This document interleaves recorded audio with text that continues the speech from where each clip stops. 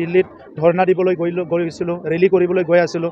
এইবিলাক বুজি নাপায় মই মন্ত্ৰী হ'ব আৰু এইবিলাক আমাৰ লোভ নাই আমাৰ যিখিনি আছে এনেকৈ চলি যাম। চৰকাৰ কোনো বিপদতো নপৰে?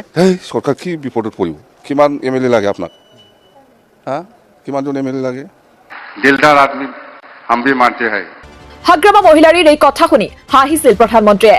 दुनिया में सब भी मालूम है आपको आप कौन है। तो दिल से हमारा बदौलन वासियों के लिए भी खुश तो खुश करके जाएंगे। আমি নাটক কৰিবলৈ এছেম্বলি যাব বিচৰা নাই, আমি কাম কৰিবলৈ যাব বিচাৰিছোঁ। এইবাৰ আমি আশাবাদী, যিখিনি খবৰ পাইছোঁ যে 10ৰ পৰা 12টা আসন আমাৰ পাবলৈ গৈ আছে।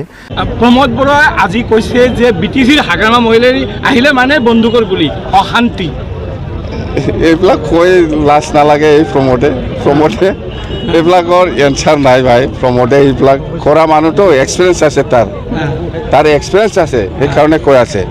আমি নাটক কৰিবলৈ এছেম্বলি যাব বিচৰা নাই, আমি কাম কৰিবলৈ যাব বিচাৰিছোঁ। এইবাৰ আমি আশাবাদী, যিখিনি খবৰ পাইছোঁ যে 10ৰ পৰা 12টা আসন আমাৰ পাবলৈ গৈ আছে।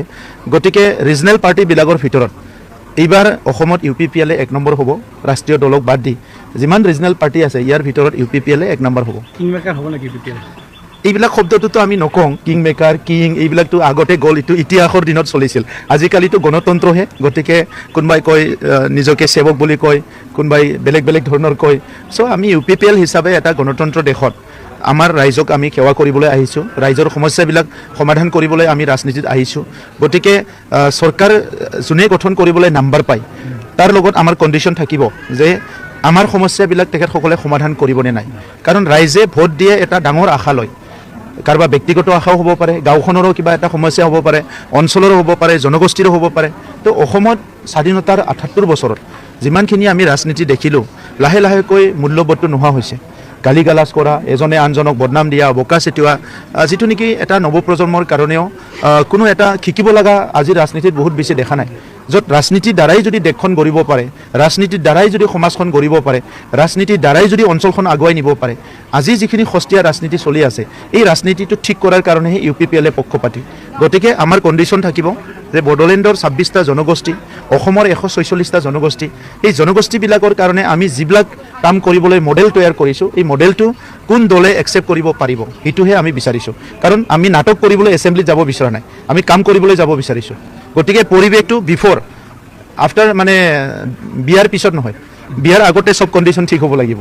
চোৱা, মই এই কথাটো ক'ব বিচাৰিছোঁ, আমি যেতিয়া শান্তিৰ কথা কওঁ কিছুমানে এইটো হাস্যকৰ বুলি কয়, কিছুমানে ইনচাল্ট কৰে আমাক। শান্তিৰ কথা ক'লে বহুতে আমাক যোৱা 5টা বছৰত ইনচাল্ট কৰিছে।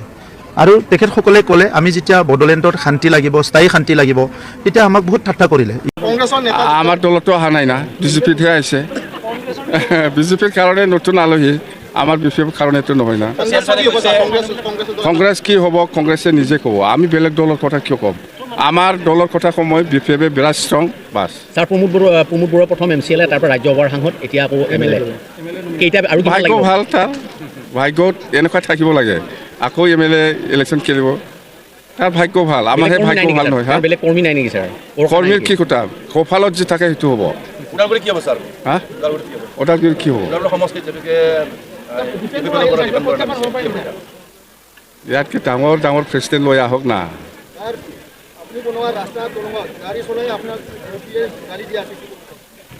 ইহঁতৰ কাম কিবা আছে। এইটোতো আমি য'ত ঘৰ বনায়, আমি য'ত ৰাস্তা বনায়, তাতেতো এপচু লং লিভ। UPPL মানে কি? এপচু মানে কি UPPL?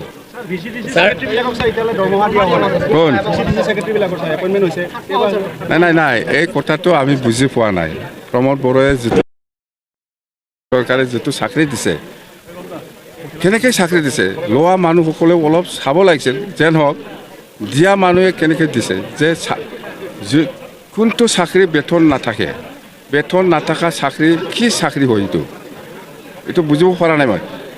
যদি চাকৰি হয়, ইয়াত দিছপুৰৰ বা অসম চৰকাৰৰ কি কয় চেংচন লেটাৰ মানে চেংচন পষ্ট, ফাইনেন্সিয়েল কিবাটো থাকিব লাগে।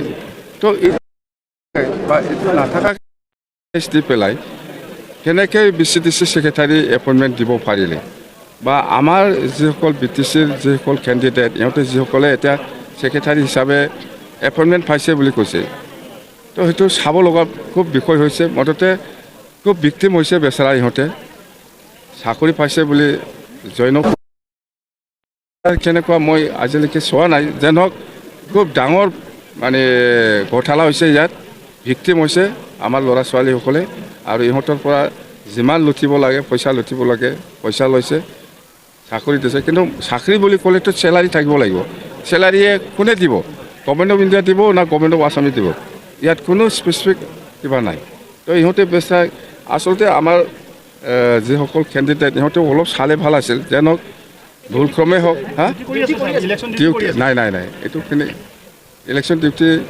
ইলেকশ্যন ডিউটি পোৱা মানে ইহঁতে ফুল ফ্লেজেড চাকৰিয়াল এইটো ধৰি লওঁ ইলেকশ্যন ডিউটি যদি পাইছে ইহঁতে ফুল ফ্লেজেড চাকৰিয়াল কিন্তু ইহঁতৰ পষ্টটো কিয় চেংচন কৰা নাই আজিলৈকে চেংচন কৰিব লাগিব ষ্টেট গভৰ্ণমেণ্টে ভাল আছে এতিয়া আমি ক'ব কাৰণে ভাল ষ্টেট গভৰ্ণমেণ্টে আছাম ইলেকশ্যন কমিশ্যনে ইহঁতক ইলেকশ্যনৰ ডিউটিত অফিচিয়েলি ব্যৱহাৰ হৈছে যিহেতু ক'ব কাৰণে খুব ভাল হ'ল ইহঁতৰ চাকৰিটো ভৱিষ্যত ক্লিয়াৰ হ'ব ছাৰ UPPL এটা প্ৰগ্ৰেম ওলাইছে যে BTC পাল্টা চাচাচাৰী বাঢ়ি এইবিলাক বুজি নাপায়